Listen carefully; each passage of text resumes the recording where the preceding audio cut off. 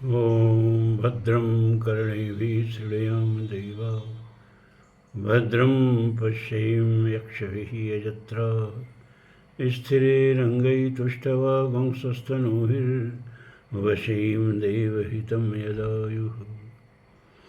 ॐ स्वस्ति नः इन्द्रो वृद्धश्रवाः स्वस्ति नः पूषा विश्ववेदाः स्वस्ति नस्तारक्षो अरिष्टनेमिः स्वस्ति नः बृहस्पतिर्दधातु।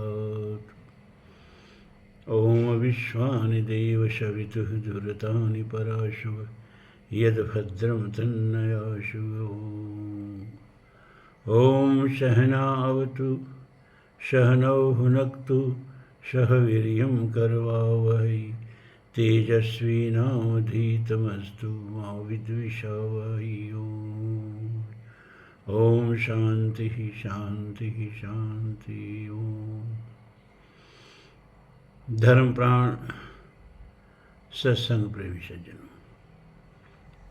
वैसे तो आज टर्न था महाभारत की कथा का, लेकिन कल जब आप लोगों के पास से यह वीडियो जाएगा तो आप लोग परशुराम जी का जन्मोत्सव मना रहे होंगे। परशुराम जी की जयंती मैंने जानबूझ के नहीं कहा, क्योंकि ऐसा कहा जाता है कि जयंती तो उन लोगों की मनाई जाती है जो दिवंगत हो चुके हों, लेकिन परशुराम जी, हनुमान जी, इन लोगों की जयंती नहीं मनाई जाती, क्योंकि ये लोग दिवंगत हैं नहीं, तो अमर हैं, शाश्वत हैं। तो इन लोगों का जन्मोत्सव मनाया जाता है।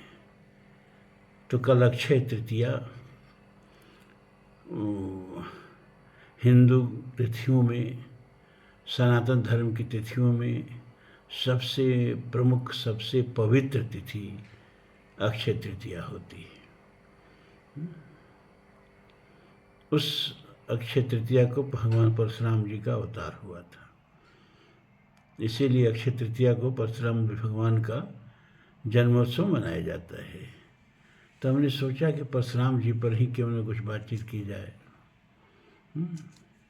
महाभारत कथा तो रोज आइए, भी तो महाभारत में कथा आई है परशुराम जी की, लेकिन उतना विस्तार पर तो मैं जाऊँगा नहीं। और आज सोचा हूँ कि रश्मरथी में उसके द्वितीय सर्ग में कर्ण और परशुराम जी की कथा है, उसको आप लोगों को सुना दूंगा। देखिए, परशुराम जी को बहुत गलत रूप से ब्राह्मण लोगों ने प्रस्तुत कर दिया, बिना जाने, बिना सोचे, बिना समझे। और किसी ने नहीं, ब्राह्मणों ने उनको क्षत्रिय द्वेषी, क्षत्रियों का परम शत्रु सिद्ध कर दिया, घोषित कर दिया। उसी रूप में वर्णन भी करते हैं और ऐसे सीना फुला के चलते हैं जैसे ये भी परशुराम जी हों, बिना परशुराम जी के तत्व को समझे जाने। परशुराम जी हैं क्या? परशुराम जी क्षत्रित्व और ब्राह्मणत्व दोनों का मणिकांचन संयोग है। न तो क्षत्रिय ही हैं, न तो ब्राह्मण ही हैं, क्षत्रित्व और ब्राह्मणत्व का मणिकांचन संयोग है। और इसको मैं पूरे काशी विद्वानों का नगर है ना, पंडितों का, मैंने चैलेंज के साथ कहा कि इसका मेरे सिद्ध को गलत काट दो। कोई नहीं काट सका। उन पर तो क्षत्रिय उतना ही गर्व कर सकता है और अधिकार का मतलब मना सकता है परशुराम जी पर, जितना ब्राह्मण मना सकता है। क्योंकि जितनी भी पुराण और महाभारत और जहाँ भी परशुराम जी के जन्म की कथा आई है, वो मैं आपको बता दे रहा हूँ कि भृगुवंश में एक ऋषि हुए, ऋषिक, ठीक है। अरे राम, जुकाम हो गया भैया। भृगुवंश में एक ऋषि हुए, ऋषिक। और इधर महाराजा गाद हुए क्षत्रिय वंश में। और महाराजा गाद की एक पुत्री थी जिसका नाम था सत्यवती। महाराजा गादी ने सत्यवती का विवाह जो है ऋषिक से कर दिया। पहले क्षत्रियों और ब्राह्मणों का आपस में विवाह संबंध चलता था। तो बहुत दिन हो गए, उधर न ऋषि को कोई संतान हुई और न इधर महाराजा गाधी को कोई संतान हुई।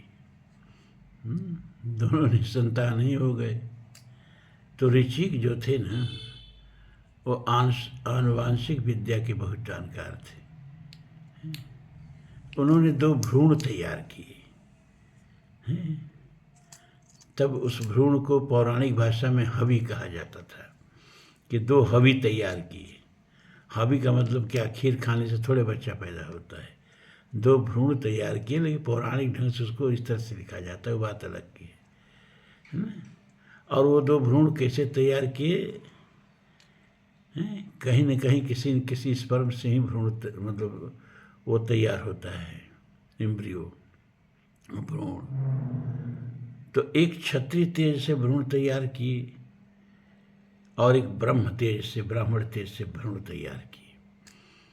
और ब्रह्म तेज वाला जो भ्रूण था, उसका उन्होंने कहा अपनी पत्नी से कि इसका प्रत्यारोपण तुम्हारे में होगा, और क्षत्रिय वाला जो है वो तुम्हारी माँ में होगा।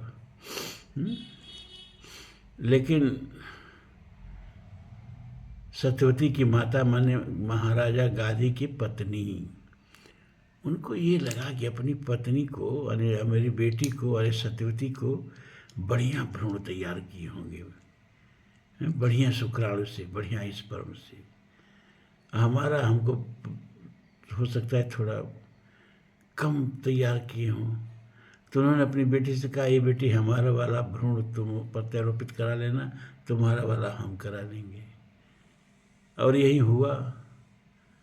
बाद में जब सत्यवती ने कहा कि ऐसे ऐसे हो गया है, तो ऋषिक ने कहा तब तो बड़ा अनर्थ हो गया कि तुम्हारे माता को जो है वो ब्राह्मण पैदा होगा और तुमको क्षत्रिय पैदा होगा। तो सत्यवती ने कहा कि यद्यपि मैं क्षत्रिय कन्या ही हूँ, लेकिन जब ब्राह्मण कुल में मेरा विवाह हो गया तो मुझे ब्राह्मण संतान ही चाहिए, मुझे क्षत्रिय संतान नहीं चाहिए।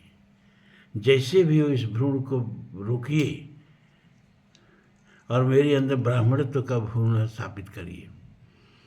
तो उन्होंने फिर एक दूसरा भ्रूण तैयार किया, उस भ्रूण को हटा दिया और ब्राह्मणत्व वाला भ्रूण तैयार किया। तो उधर जमदग्नि पैदा हुए ब्राह्मण तेज से, और इधर विश्वामित्र पैदा हुए ब्राह्मण तेज से, क्योंकि ब्राह्मणत्व वाला भ्रूण। देखिए मनुस्मृति के एकदम बहुत सावधानी से इस बात को सुनिए। ये खाली किस्सा कहानी मैं नहीं सुना रहा हूँ। वो जो च्युतिया गोधना की कहानी औरतें सुनाती हैं ना, वो मैं नहीं आपको सुना रहा हूँ। ये पूरा शास्त्र का निचोड़ बता रहा हूँ। मनुस्मृति के 10वें अध्याय में ये कहा गया है कि भाई देखो, जिस क्षेत्र से बच्चा पैदा होगा, क्षेत्रपति ही उस बच्चे का पिता होगा, मालिक होगा। लेकिन वो बच्चे की जाति क्या होगी, क्वालिटी क्या होगी, जो शुक्र होगा, जो वीर्य होगा, जो तेज होगा। बस समझिए, जैसे किसी का खेत है, उसमें जाके किसी ने गेहूं बो दिया, अब फसल तैयार हुई, तो फसल किसकी मानी जाएगी? जो बोया है उसकी नहीं, जिसका क्षेत्र है, जिसका खेत है, फसल उसकी मानी जाएगी। काटने का अधिकार उसको होगा, मालिक वो होगा। लेकिन मालिक जो क्षेत्रपति ही होगा, लेकिन फसल जो होगी वो गेहूं की ही होगी। वो मटर नहीं होगी, वो चना नहीं होगी, वो जव नहीं होगी। आप समझ रहे हैं कि नहीं समझ रहे हैं इस बात को?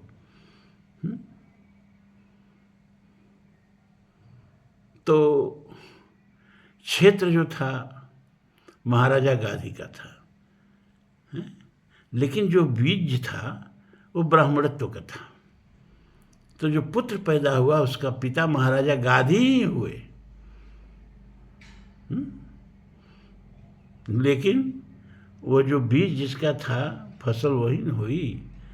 तो ब्राह्मण ही हुए, लेकिन ब्राह्मण कहाँ नहीं गया, पिता के जात के आधार पर क्षत्रिय कहा गया विश्वामित्र को।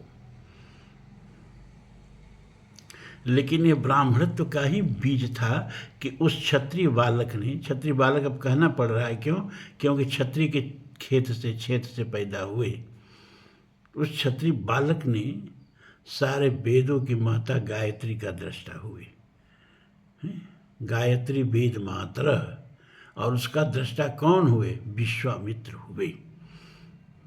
वो क्यों हुए, क्योंकि बीज ब्राह्मण का था।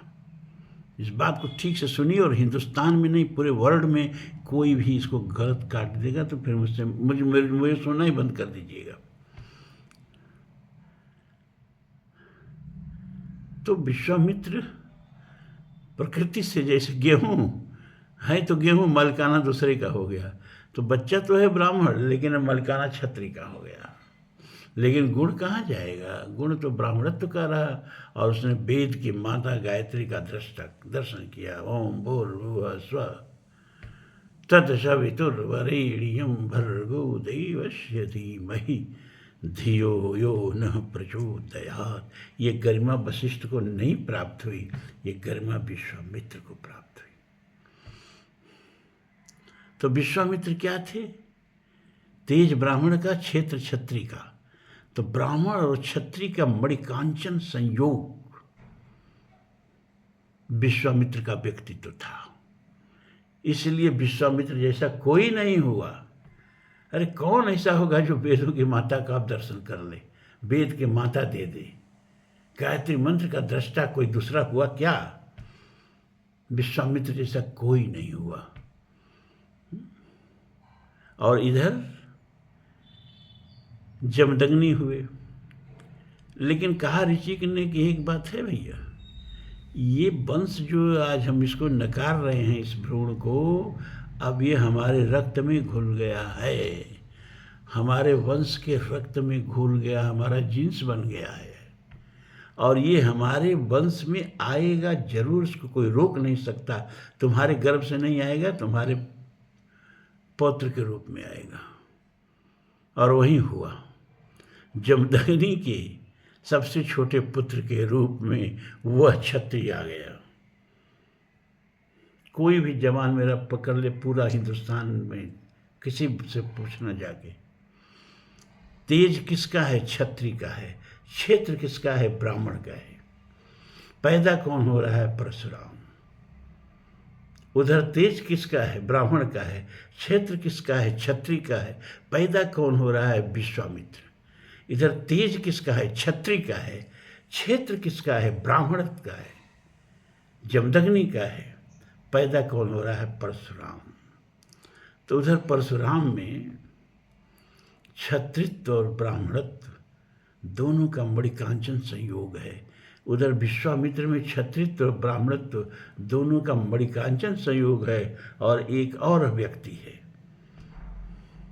जिसमें क्षत्रित्व और ब्राह्मणत्व दोनों का मणिकांचन संयोग है। और वह व्यक्तित्व कौन है जानते हैं, वह व्यक्तित्व हैं वेदव्यास। ये सत्यवती जो है वह निषाद कन्या नहीं है। ये सत्यवती जो है यह महाराजा वास की कन्या है। वास, महाराजा वास महाभारत में वो राजा थे जो केवल उन्हीं के पास विमान था। वो ज़्यादा ऊपर ही चला करते थे, इसलिए उनका एक नाम ऊपरचर भी पड़ा। उन्होंने एक अप्सरा से जंगल में 2 संतान पैदा किए, एक पुत्र एक पुत्री। पुत्र जो था उसको ले आए घर पर, उसको अपना सेनापति बनाए बड़ा होने पर, और वो पुत्री का पालन पोषण करने के लिए एक निषाद को दे दिए। तो सत्यवती निषाद कन्या नहीं थी, क्षत्रिय कन्या थी। और क्षत्रिय कन्या के गर्भ से पराशर ने व्यास को पैदा किया। तो बीज किसका है, ब्राह्मण का। क्षेत्र किसका है, क्षत्रिय का। तो क्षत्रिय और ब्राह्मण वहाँ मिल गया। तो 3 ऐसे व्यक्तित्व हुए जिसमें क्षत्रिय और ब्राह्मण दोनों मिल गए हैं। कौन, परशुराम, विश्वामित्र और वेदव्यास। और मुझे ये कहने दीजिए कि भगवान राम और भगवान कृष्ण को छोड़ के इतना बड़ा व्यक्तित्व भी धरती पर पैदा नहीं हुआ। कितना बड़ा, विश्वामित्र, परशुराम और व्यास। एक ने वेद गायत्री वेद मात्रा, वेदों की मात्रा गायत्री का दर्शन किया, विश्व को गायत्री मंत्र दिया। तो एक ने उदंड निरंकुश पापाचारी क्षत्रियों पर अंकुश लगा करके उनको संयमित किया, और एक ने 18 पुराण, 18 उपपुराण, महाभारत, गीता, ब्रह्मसूत्र जैसा ग्रंथ दिया। इन तीनों जैसा कोई पैदा ही नहीं हुआ, और तीनों जो थे न तो ब्राह्मण थे न तो क्षत्रिय थे, ब्राह्मण और क्षत्रिय का संयोग थे। बात आ रही समझ में आप लोगों के? महाभारत, ऋक्षम, अथर्ववेद, अथर्ववेद का एक मंत्र है, यत् ब्रह्मम च क्षत्रम च समंच्यो चरतो स तत्क्षेत्रम पुण्यम प्रज्ञेशो यत्र देवा स अग्निना। अथर्ववेद का ये मंत्र है, सुन लीजिए। यत्र ब्रह्मम च क्षत्रम च, जहाँ ब्राह्मण और क्षत्रिय मिल के रहते हों, अग्नि रूपा ब्राह्मण और इंद्र रूपा क्षत्रिय, अग्नि रूपा ब्राह्मण, अग्नि रूप ब्राह्मण और देवता रूप क्षत्रिय जहाँ मिल के रहते हों, और जहाँ देवता और अग्नि मिल के रहते हों, वही क्षेत्र को सबसे पुण्य क्षेत्र समझना चाहिए। तो देवता और अग्नि कहाँ मिल के रहेंगे? जहाँ यज्ञ होगा, और जहाँ यज्ञ होगा वह भूमि पवित्र हो जाएगी। और जिस देश में, जिस गांव में, जिस मंडल में क्षत्रिय और ब्राह्मण मिल के रहते हों, वह मंडल, वह गांव, वह यज्ञ की तरह पवित्र हो जाएगा। अभी अलग की बात है आज ब्राह्मण क्षत्रियों में पटती नहीं है। ये राजनीतिज्ञ नहीं पटने देते हैं। जिनको क्षत्रियों के बारे में कुछ इतिहास मालूम है, न ब्राह्मणों के बारे में इतिहास मालूम है, जिनको अपना सत्ता मालूम है, कैसे सत्ता में आए, कितना बांट के समाज को सत्ता में आए, ये लड़ाते रहते हैं ब्राह्मण और क्षत्रियों को आपस में। और परशुराम जी को क्षत्रियों का शत्रु बना दिए।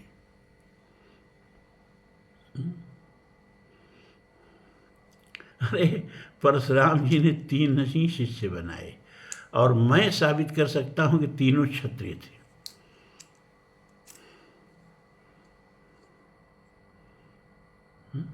भीष्म, द्रोण और कर्ण। भीष्म और कर्ण क्षत्रिय थे, इसमें तो किसी को कोई एतराज नहीं होगा। लेकिन द्रोण को क्षत्रिय, आप द्रोण को तो आप लोग ब्राह्मण जानते हैं। द्रोण में भी बड़ी विचित्र हालत है। ये द्रोण किसके पुत्र हैं? बृहस्पति और उतथ्य 2 भाई थे। उतथ्य की पत्नी थी ममता। ममता गर्भवती थी। उतथ्य कहीं चले गए और अपने भाई बृहस्पति के देख रेख में अपनी पत्नी को छोड़ करके, और ये सब पुराणों में कथा है, ये मैं गल्प नहीं सुनाता, और ज्योतिया की नानी की कहानियाँ नहीं सुनाता मैं। ना ना ना ना, ये जो तमाशा मनोरंजन सुनते हैं आप लोग भागवत और मानस उसके नाम पर, ये सब मैं नहीं करता। जो बोलता हूँ शास्त्र बोलता हूँ।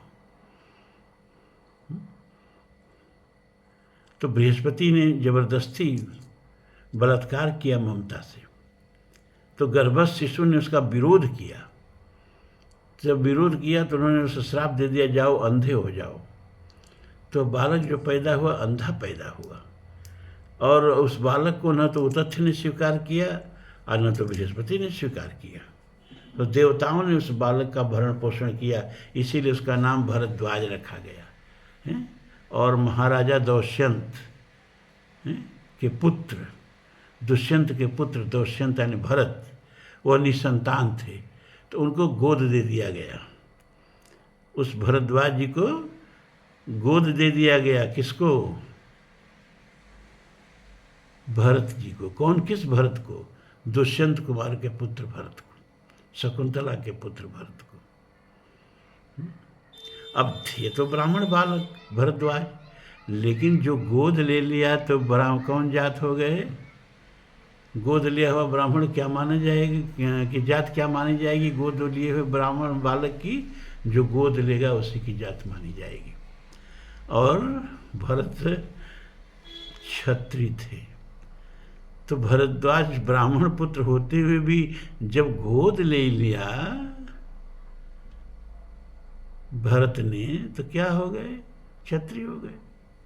उनके पुत्र हुए भारद्वाज। भरद्वाज के पुत्र कौन हुए? भारद्वाज। अब भारद्वाज के पुत्र कौन हुए? द्रोणाचार्य।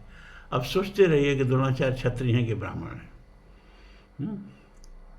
खैर जो भी हो, ये तीन ही इनके शिष्य हुए, और तीनों जैसा धनुर्धर उस समय धरती पर कोई नहीं था। अर्जुन तो परशुराम जी के शिष्य के शिष्य थे, द्रोणाचार्य के शिष्य थे। तो तीन ही धनुर्धर पैदा किए, और तीनों धनुर्धर जैसा धरती में कोई धनुर्धर नहीं हुआ। और कभी भी क्षत्रियों के शत्रु नहीं रहे परशुराम जी। ये जो सहस्त्रार्जुन था ना, इतना बड़ा अत्याचार। ऐसे भी आप ऋग्वेद पढ़ेंगे ना, तो उसमें बराबर दिया है कि क्षत्रियों को ब्राह्मणों की गाय नहीं खानी चाहिए। कहीं कहीं यहाँ दे दिया है कि क्षत्रियों को ब्राह्मण का भक्षण नहीं करना चाहिए। इसका मतलब ये थोड़े क्षत्रिय मार के ब्राह्मण को खा जाते थे, सताते थे। इनके पास अस्त्र शस्त्र था, और अस्त्र शस्त्र के सामने विद्या कमजोर पड़ जाती थी। कोई कोई थे जो कि अस्त्र शस्त्र के ऊपर अपने तपोबल से विजय प्राप्त कर लेते थे, जैसे वशिष्ठ ने विश्वामित्र के ऊपर किया। लेकिन कोई कोई ऐसे थे। तो ये सहस्त्रार्जुन जो था, जबरदस्ती जमदग्नि की गाय भी छीन ले गया, आश्रम भी उजाड़ दिया, उनका वध भी कर दिया, मतलब क्या कहें, हत्या कर दिया। तो परशुराम जी ने कहा कि ब्राह्मण खाली पूजा हुआ स्वाहा स्वाहा करके नहीं काम चलेगा। ब्राह्मणों को भी इतनी तो रक्षा करनी होगी, अपने स्वाभिमान की, अपने सत्व की, और शस्त्र उठाना होगा। तो उन्होंने है वंशीय पूरा वंश का ही नाश किया, और जो लोग उसका सहायता करने आए सहस्त्रार्जुन का, सबको मार डाला। सभी क्षत्रियों से कुछ लेना देना नहीं था, बल्कि अपने सबसे प्रिय शिष्य भीष्म पितामह से एक क्षत्रिय कन्या को न्याय दिलाने के लिए 23 दिन युद्ध किया। और इतना घमंड भी नहीं था। 23 दिन युद्ध करने के बाद न तो शिष्य हारता था, न गुरु हारता था। अब गुरु कैसे हार जाए अपने शिष्य से, और परशुराम का शिष्य कैसे हार जाए, गुरु से भी कैसे हार जाए, फिर परशुराम का शिष्य माने क्या। तो न गुरु हारता था, न शिष्य हारता था। 23 दिन लड़ते लड़ते बीत गया, संसार हारने लगा। उन लोगों के छोड़े हुए दिव्यास्त्रों से पूरा देवलोक और पृथ्वी लोक सब जलने लगा। तब देवताओं ने आकर के भीष्म से कहा, भैया तुम्हारे गुरु हैं, तुम ही हार मान जाओ, अस्त्र शस्त्र रख दो। उन्होंने कहा, हम क्षत्रिय हैं, या तो मार डाले गुरु जी हमको, और नहीं तो जिंदे जी तो मैं रण से कदम पीछे नहीं हटाऊंगा। तब देवता लोग आए, हाथ जोड़े परशुराम जी का, अरे आपका शिष्य है ना, अब उसको पास कर दीजिए, उत्तीर्ण कर दीजिए, कब तक उसकी परीक्षा लेंगे। और देखिए, आप लोगों के छूटे हुए दिव्यास्त्रों से पूरा सृष्टि नष्ट हो रही है। तो भीष्म हैं, लेकिन आप तो विष्णु के अवतार हैं। आप तो धरती का भार उतारने के लिए अवतार ग्रहण किए हैं, और धरती को ही नष्ट कर देंगे तो कैसे काम चलेगा। तो परशुराम जी अपना धनुष बाण रख दी। 24वें दिन अपना धनुष बाण रख दिए गए, चल भाई तो ही जीत, हमको कोई दुख नहीं होगा। यही नहीं होगा कि अपने चेहरा से हार गए हम। भीष्म पितामह आके चरणों पर गिर गए, गुरु जी हम आपसे जीतने के लिए युद्ध नहीं कर रहे थे, हम तो आपके आदेश का पालन कर रहे थे। आपने कहा कि या तो इससे विवाह करो, इस कन्या से, अम्बा से, और नहीं तो मुझसे युद्ध करो। मैं प्रण कर लिया था कि मैं बाल ब्रह्मचारी रहूँगा, तो आपका शिष्य अपने प्रण से कैसे पीछे हटता, और आपका आदेश से भी कैसे पीछे हटता। तो मैं तो केवल आपके आदेश का पालन कर रहा था गुरु जी। मैं तो सपने भी नहीं सोच सकता था कि मैं अपने गुरु का वध करूँगा। परशुराम जी को बहुत गलत प्रस्तुत किया गया। खैर,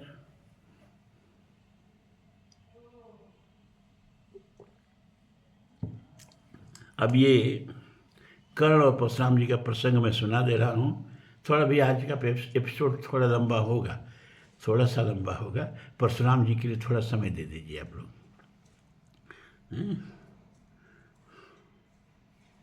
थोड़ा छोड़ छोड़ के भी करूँगा। अजिन दर्भ पालास कमंडल, एक और तप के साधन, एक और हैं टंगे धनुष तोड़ीर तीर बरछे भीषण। चमक रहा है नृप कुटीर द्वार पर, एक परुष आभाशाली, लौह दंड पर जड़ित पड़ा हो मानो अर्थ अंशुमाली। अंशुमाली माने चंद्रमा, अंश माने किरण, जो किरणों की माला पहने कौन? चंद्रमा। जैसे लोहे के दंड पर द्वितीय का चंद्रमा हो, वैसे परस दंड चमक रहा था। श्रद्धा बढ़ती अजिन दर्भ पर, परस देख मन डरता है, युद्ध शिविर या तपोभूमि या समझ नहीं कुछ पड़ता है। हवन कुंड जिसका यह उसके ही क्या ये धनुष कुठार, अरे जिस मन की यह युवा सुवा, उसी की हो सकती कैसे तलवार। आती है वीरता तपोवन में क्या पुण्य कमाने को, या संन्यास साधना में है दैविक शक्ति जगाने को। मन ने तन का सिद्ध यंत्र अथवा शास्त्रों में पाया है, या कि वीर कोई योगी से युक्त सीखने आया है। परशु और तप ये दोनों वीरों के ही होते श्रृंगार। परशु और तप ये दोनों वीरों के ही होते श्रृंगार, क्लीव न तो तप ही करता है और न उठा सकता तलवार। तप से मनुष्य दिव्य बनता है, खड़ विकार से लड़ता है, तन की समर भूमि में लेकिन काम खंग ही करता है।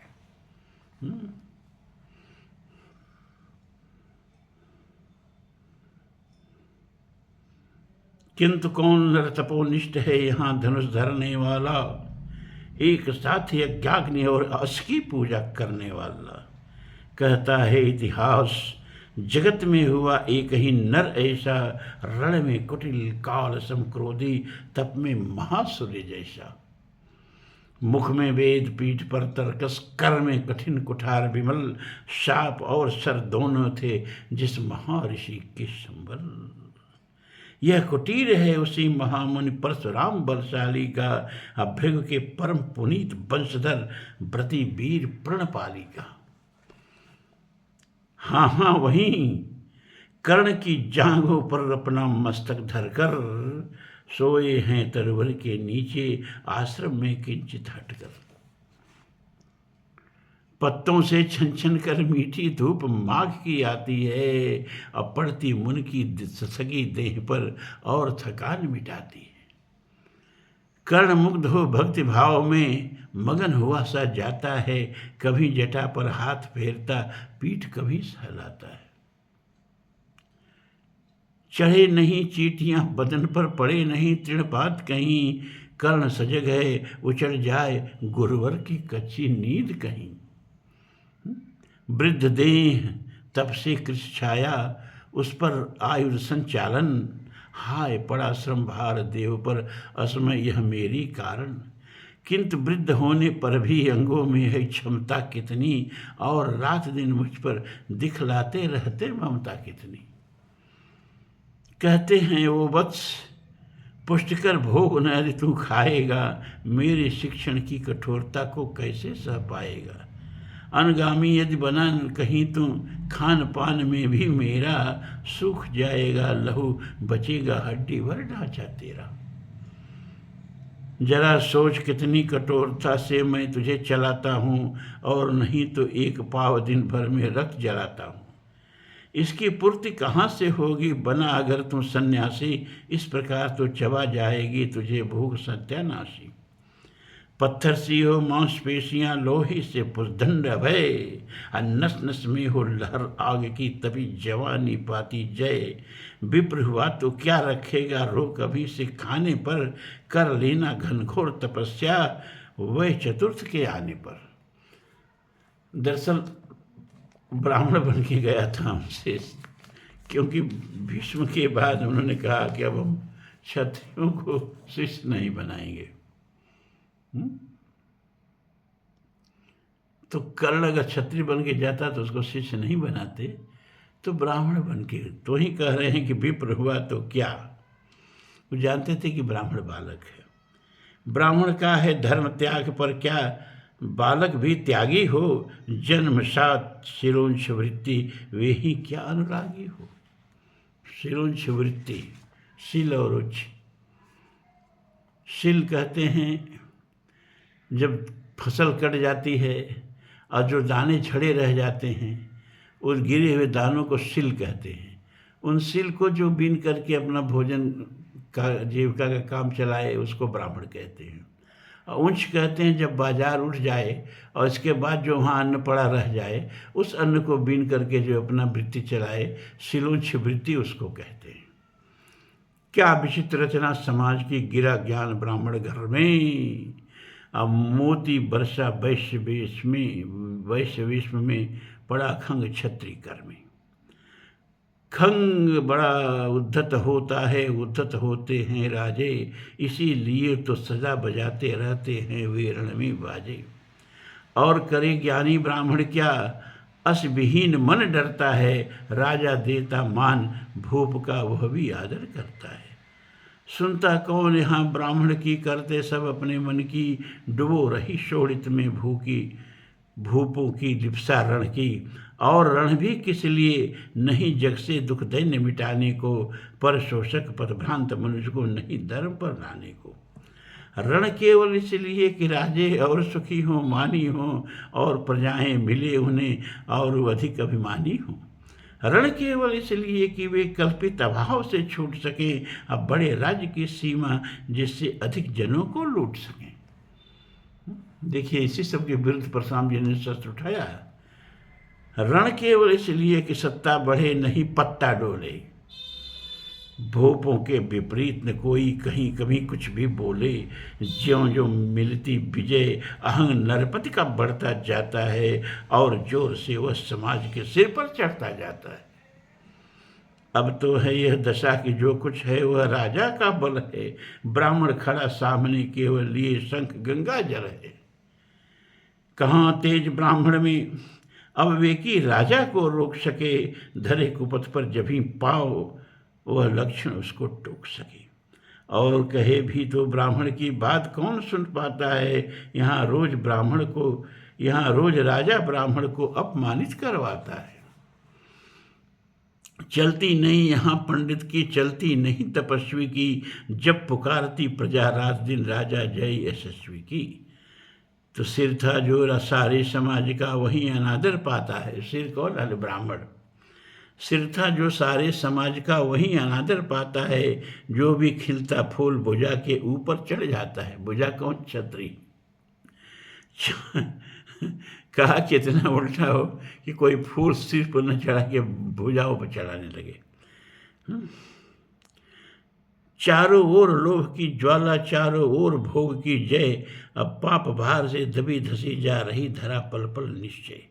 जब तक भोगी भूप प्रजाओं के नेता कहलाएंगे, ज्ञान त्याग तप नहीं श्रेष्ठता का तब तक पद पाएंगे। असन वसन से हीन दीनता में जीवन धरने वाले, सहकर भी अपमान मनुष्यता की चिंता करने वाले। जब तक पड़ी आग में धरती इसी तरह अकुलाएगी, चाहे जो भी करे दुखों से छूट नहीं पाएगी। थकी जीव समझाकर गहरी लगी ठेस अभिलाषा को, भूप समझता नहीं और कुछ छोड़ खंग की भाषा को। इसीलिए तो पर्स उठा लिया परशुराम जी ने। रोक टोक से नहीं सुनेगा नृप समाज अविचारी है, ग्रीवा हर निष्ठुर कुठार का यह मदांध अधिकारी है। इसीलिए तो मैं कहता हूँ अरे ज्ञानियों खंग धरो, हर न सका जिसको कोई भी, भूखा वह तुम त्रास हरो। नित्य कहा करते हैं गुरुवर, खंग महाभयकारी है, उसे उठाने का जग में हर एक नहीं अधिकारी है। वही उठा सकता है इसको जो कुठीर कोमल भी, जिसमें हो धीरता वीरता और तपस्या का बल भी। मैं कर्ण सोच रहा है जब जब मैं सरचाप उठाकर कर्तव्य कुछ दिखलाता हूँ। एक बार परशुराम जी जा रहे थे स्नान करने नदी में, तब लोग स्नान करते थे ना, नल थोड़े था। पीछे पीछे कर्ण जो है प्याली में तेल लिए हुए चल रहा था। सामने एक कनेर का वृक्ष था फूल का, अब पूरा गदरा के फूला हुआ था। तो परशुराम जी ने धनुष कुतूहलवश धनुष पर बाण चढ़ाया और मारा, और एक फूल आधे पकड़ के गिर गया। परशुराम जी आगे बढ़ गए तो कर्ण ने क्या किया कि वो तेल का प्याली जो था थोड़ा उछाल दिया, और फिर जब तक कि तेल का प्याली हाथ के बराबर पर आए उसने धनुष पर बाण चढ़ा के और जितने वो कनेर के फूल थे उस वृक्ष पर सबको काट के गिरा दिया। परशुराम जी देखे तो कहे बस बस अब तेरी आज दीक्षा पूरी हो गई, अब तुझको अब आगे दीक्षा, आज तुमको दीक्षा दे करके विदा करूँगा। तो वहीं यहाँ है कि जब जब मैं सर चाँप उठाकर कर्तव्य कुछ दिखलाता हूँ, सुनकर आशीर्वाद देव का धन्य धन्य हो जाता हूँ। जियो जियो वह वत्स तीर तुमने कैसा यह मारा है, दहक उठा बन उधर इधर फूटी निर्जर धारा है। जियो जियो ब्राह्मण कुमार तुम अक्षय कीर्त कमाओगे, एक बार तुम भी धरती को निक्षत्रिय कर जाओगे। निश्चय तुम ब्राह्मण कुमार हो, कवच और कुंडलधारी, तब कर सकते और पिता माता किसके इतने भारी। किंतु हाय ब्राह्मण कुमार सुन प्राण कांपने लगते हैं, मन उड़ता धिक्कार हृदय में भाव गलाने के जगते हैं। गुरु का प्रेम किसी को भी क्या ऐसे कभी खला होगा, और शिष्य ने कभी किसी गुरु को इस तरह छला होगा। पर मेरा क्या दोष, हाय मैं और दूसरा क्या करता, पी सारा अपमान द्रोण के मैं कैसे पैरों पड़ता। और पांव पड़ते रहने से भी क्या गूढ़ ज्ञान सिखलाते हुए, एक अलबसा नहीं अंगूठा क्या मेरा कटवाते हो।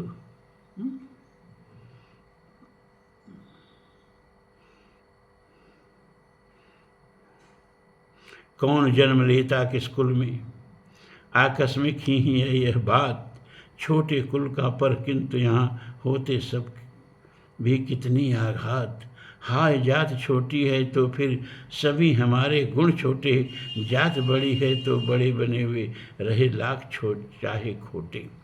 गुरु को लिए कर्ण चिंतन में था जब मन मग्न अचल बैठा, तभी एक बिस्किट कहीं से आसन के नीचे बैठा। वज्र दृष्ट वह लगा कर्ण के उर को कुतर कुतर खाने, और बनाकर छिद्र मांस में मंद मंद भीतर जाने। कहते हैं कि इंद्र ने कीट का रूप धारण करके और उस समय कर्ण की जंघा को कुरेदने लगे। कर्ण विकल हो उठा दुष्ट भौरे पर, हाय हाथ धरे कैसे बिना हिलाए, अंग कीट को किसी तरह पकड़े कैसे। पर भीतर जब धसे कीट तब तक हाथ नहीं जा सकता था, बिना उठाए पांव शत्रु को कर्ण नहीं पा सकता था। किंतु पांव के हिलते ही गुरुवर की नींद उचट जाती, सहम गई यह सोच कर्ण की भक्तिपूर्ण विह्वल छाती। सोचा उसने अतः यह कीट पिए रक्त पीने दूंगा, गुरु की कच्ची नींद तोड़ने का अन पर पाप नहीं लूँगा।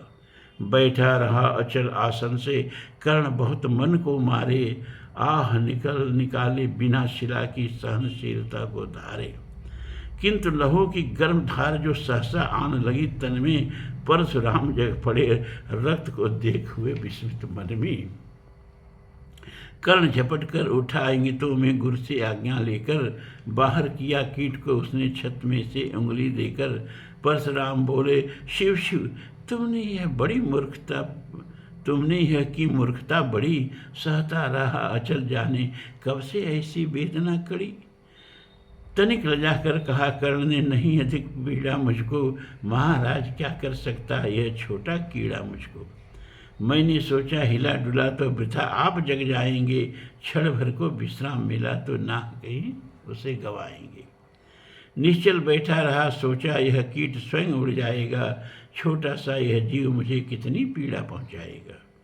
पर यह तो भीतर धंसता ही गया, मुझे हैरान किया। लज्जित तो इसलिए कि सब कुछ स्वयं आपने देख लिया। परशुराम गंभीर हो गए, सोच न जाने क्या मन में। परशुराम गंभीर हो गए, सोच न जाने क्या मन में। फिर सहसा क्रोधाग्नि भयानक भभक उठी उनके तन में। दांत पीस आंखें तरीर कर बोले, कौन चली है तू? ब्राह्मण है या और किसी अभिजन का पुत्र बलि है तू? सहनशीलता को अपनाकर ब्राह्मण कभी न जीता है, किसी लक्ष्य के लिए नहीं अपमान हलाहल पीता है। सह सकता जो कठिन वेदना, पी सकता अपमान वही। बुद्धि चलाती जिसे तेज का कर सकता बलिदान वही। तेज पुंज ब्राह्मण तिल तिल कर जले नहीं, यह हो सकता है। किसी दशा में भी स्वभाव अपना वह कैसे खो सकता है। कसक भोगता हुआ विप्र निश्चल कैसे रह सकता है। इस प्रकार की जीवन वेदना क्षत्रिय ही सह सकता है। तो तू अवश्य क्षत्रिय है पापी, बता न तो फल पाएगा। परशुराम के कठिन शाप से अभी भस्म हो जाएगा। क्षमा क्षमा हे देव दया में गिरा कर्ण गुरु के पद पर। मुख विवर्ण हो गया, अंग कांपने लगे भय से थर थर। सूत पुत्र में शुद्ध कर्ण हूँ, करुणा का अभिलाषी हूँ। जो भी हूँ पर देव आपका अनुचर अंतेवासी हूँ। छली नहीं मैं हाय, किंतु छल का ही तो यह काम हुआ। आया था विद्या संचय को किंतु व्यर्थ बदनाम हुआ। बड़ा लोभ था बनु शिष्य में कार्तवीर्य के जेता का। तपोदीप्त सूरमा विश्व के नूतन धर्म प्रणेता का। पर शंका थी मुझे सत्य का, अगर पता वे पाएंगे। महाराज मसूत पुत्र को कुछ भी नहीं सिखाएंगे। बता सका मैं नहीं इसी से प्रभु जात अपनी छोटी। करे देव विश्वास भावना और न थी कोई खोटी। पर इतने से भी लज्जा में हाय पड़ा जाता हूँ। मारे बिना हृदय के अपने आप मरा जाता हूँ।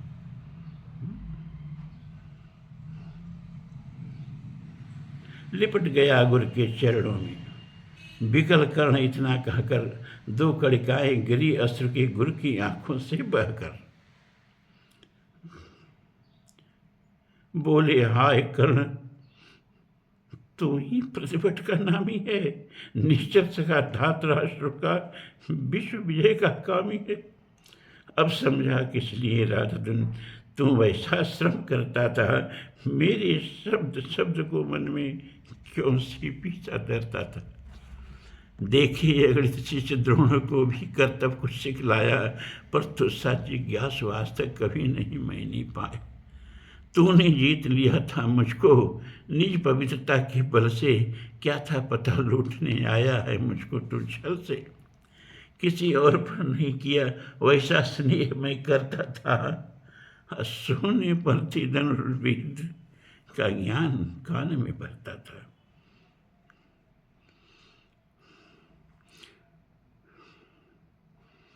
सूत वंश में मिला सूर्य का सा तेज प्रबल तुझको। किसने लाकर दिए कहाँ से कवच और कुंडल तुझको। तुझसा सखा सुत्सा रखा जिसे, उसको कैसे कठोर हो मारूं मैं। जलते हुए क्रोध की ज्वाला लेकिन कहाँ उतारूं मैं। परशुराम ने कहा, कर्ण तो वेद नहीं मुझको ऐसे। अच्छा, बीच में कर्ण बोलता है। पथ पर बोला कर्ण दिया था, जिसको आँखों का पानी करना होगा ग्रहण, उसी को अनल आज है गुरु ज्ञानी। बरसाइए अनल आँखों से, सिर पर उसे संभालूंगा। दंड भोग जल कर मुनि सत्तम, छल का पाप छुड़ा लूँगा। परशुराम ने कहा, कर्ण तो वेद नहीं मुझको ऐसे। तुझे पता क्या सता रहा है मुझको असमंजस कैसे।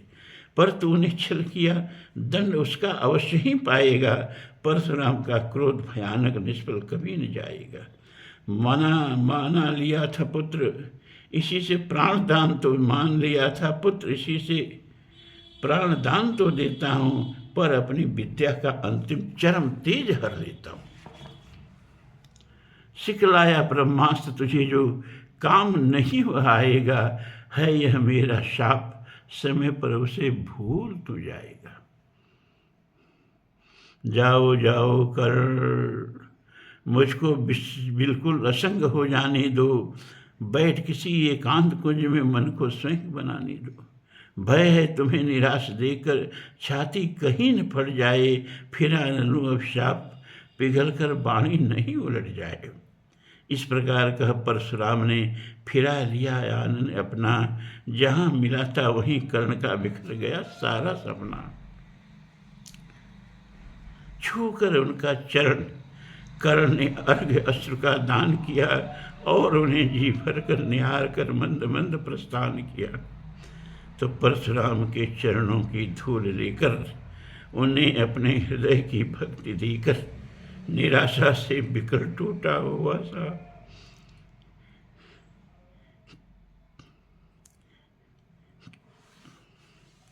किसी गृहसिंह से छूटा हुआ सा, चला खोया हुआ सा कर्ण मन,